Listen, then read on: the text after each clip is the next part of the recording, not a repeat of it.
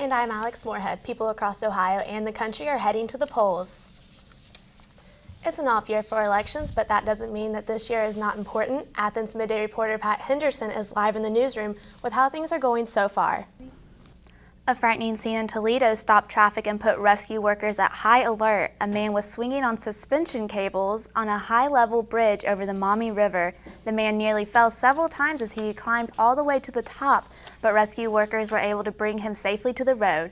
Police don't know what prompted the man to attempt his high-wire act over the weekend. It's not just voters in Ohio going to the polls today. There are some close campaigns across the country. A few key governor races are still up in the air, including ones in Virginia and New Jersey.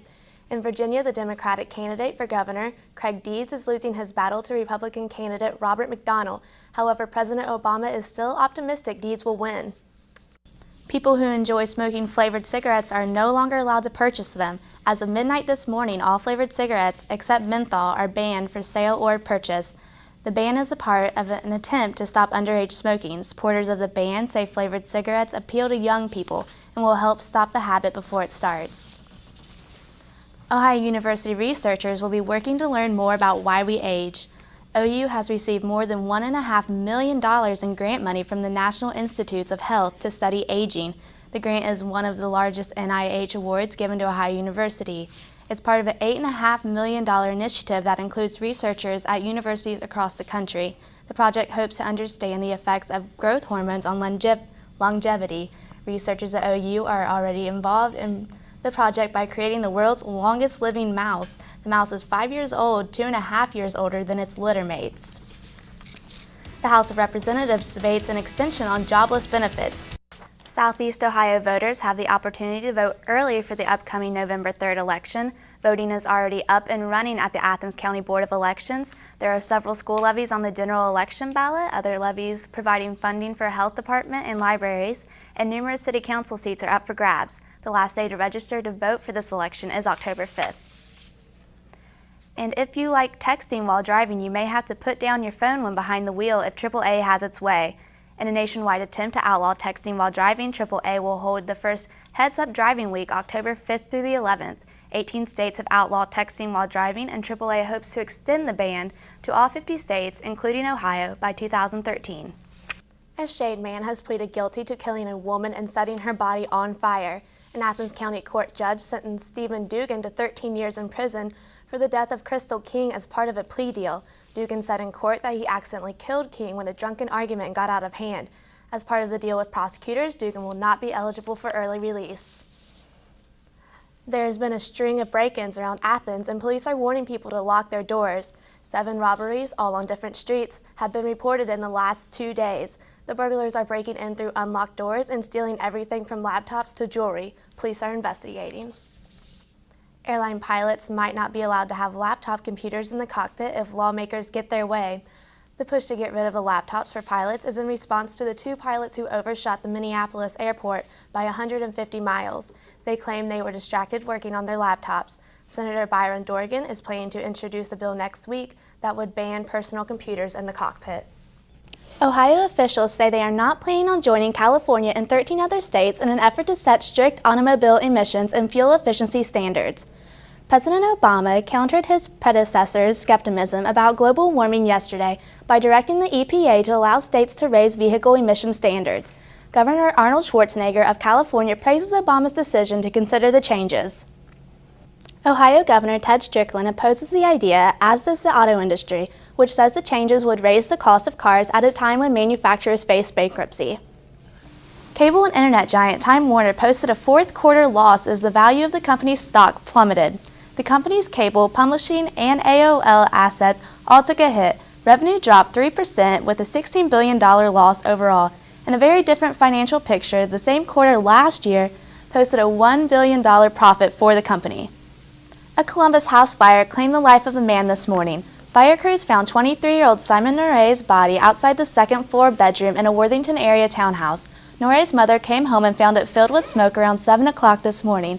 Investigators say the fire doesn't look suspicious. And a man accused of stealing lottery tickets from at least 20 convenience stores in Central Ohio has police looking for him. Investigators say Robert Carey Cabot III typically approaches the store clerk and asks for 5 $20 lottery tickets. While the tickets are on the counter, Cabot distracts the clerk by asking for an item behind the counter, such as cigarettes or phone cards. While the clerk turns around, Cabot takes the lottery tickets and leaves. He is described as white, 6 feet tall, and weighing around 210 pounds. Police say a Cleveland man called 911 because he felt he was in danger.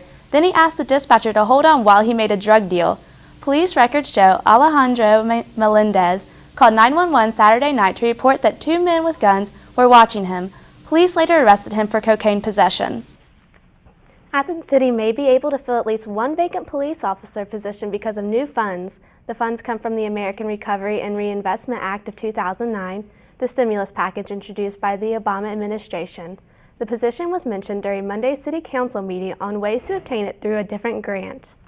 Athens County Sheriff Pat Kelly requested the hiring of 3 new deputies and the purchase of 5 new cruisers. The county commissioners say that the crime rate is on pace, but the sheriff's department is concerned with the seriousness of the crimes, including 2 murders. The county commissioners are willing to pay for 2 out of the 5 requested cruisers. Kelly wants to hire new deputies by using the stimulus grant. The Supreme Court will be holding a hearing today to determine the legality of Proposition 8, which outlaws same-sex marriage in California. Yesterday, thousands of same-sex marriage supporters marched to San Diego courthouse. The protesters hope that the court will overturn the proposition, which passed in November with 52% of the vote. Same-sex marriage was legal in California for about 6 months last year before the measure passed. And Facebook is getting a facelift to resemble and feel a lot more like Twitter. Starting next week, Facebook will launch a new homepage to let users get continuous updates from their friends rather than getting them from every 10 to 15 minutes. Also, the website is making it easier for users to choose the type of information they want to see. An Environmental Protection Agency panel will decide if states should regulate gas emissions from automobiles. Environmentalists, state officials, and automakers are in Virginia today to give their input on the matter. President Obama ordered the agency to reconsider a Bush administration ruling denying the request of 14 states to set their own standards. Public health is a big concern in the battle of air pollution quality. Well, we've got a little bit of that spring weather finally found its way into Athens today.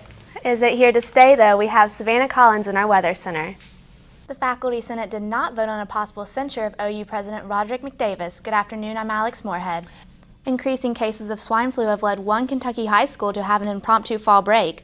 Bishop Brozart High School was forced to close its doors after 20% of the students were out with flu-like symptoms. The school had 7 confirmed cases of swine flu. The first case was confirmed last week, and the school had to cancel a football game on Friday because players were sick. School principal Richard Stewart says it's good to face the problem early. The driver of a charter bus filled with Hocking College students lost a leg after an accident with a dump truck yesterday. The accident happened on US 33 just north of Nelsonville in Athens County. About 10 students on the bus were treated for minor injuries. The bus driver had to be cut free by firefighters after being pinned in the wreckage. The driver was transported to Hocking Valley Community Hospital in Logan and later transferred to Grant Medical Center in Columbus. Emergency personnel from several agencies in Athens and Hocking counties responded to the accident, and no emergency workers were injured. While the flu hasn't canceled any OU classes yet, it is definitely affecting elementary and high schools across the state. The Dayton Early College Academy was closed on Monday and reports 5 students with swine flu in the last 2 weeks. Ecole Francais in Columbus also closed because of illness, though swine flu was not specifically named as the cause.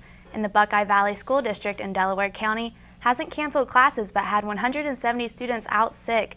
The middle school was missing 80 students with 3 confirmed cases of swine flu, and the high school had 90 students absent from classes.